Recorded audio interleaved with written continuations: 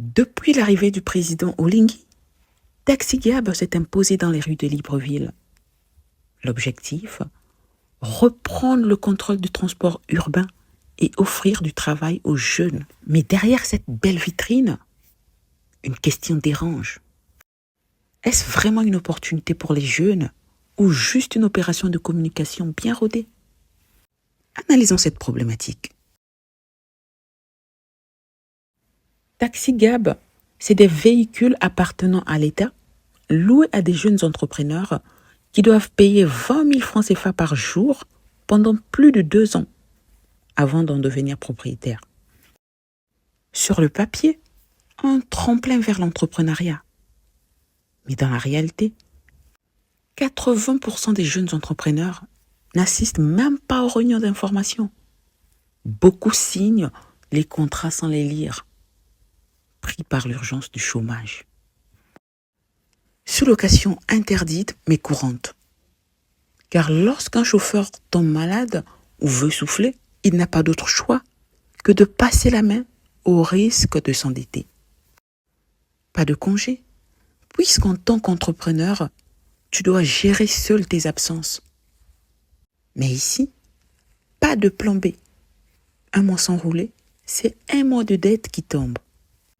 Et pendant ce temps, les taxis traditionnels perdent leur clientèle sans bénéficier des mêmes avantages que Taxi Gab. Résultat, un secteur divisé et des tensions qui montent. Pour que Taxi Gab ne devienne pas une nouvelle source d'injustice, voici 3 pistes concrètes. D'abord, il faudrait former, pas seulement embaucher. Un jeune qui devient chauffeur sans comprendre les règles, c'est un futur endetté. Il faudrait des formations claires, un accompagnement et un plan de progression. De plus, il faudrait informer avant de faire signer. En effet, certains jeunes signent sans rien comprendre, simplement parce qu'ils ont faim. L'État doit faire preuve de transparence et lancer des campagnes de sensibilisation avant chaque engagement. Enfin, il faudrait inclure les taxis traditionnels, créer des passerelles, offrir la possibilité aux taxis existants d'intégrer le système. La modernisation ne doit pas rimer avec exclusion. Pour conclure, Taxi Gab, c'est une idée forte, un geste moderne, mais une machine à broyer quand on ne maîtrise pas les règles.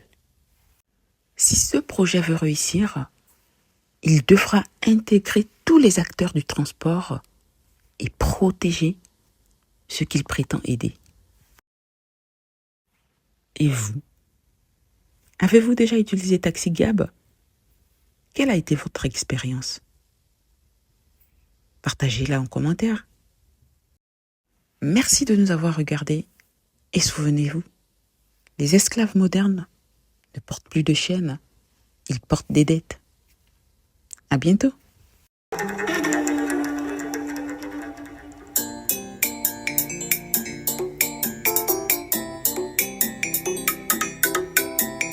Yo yo yo,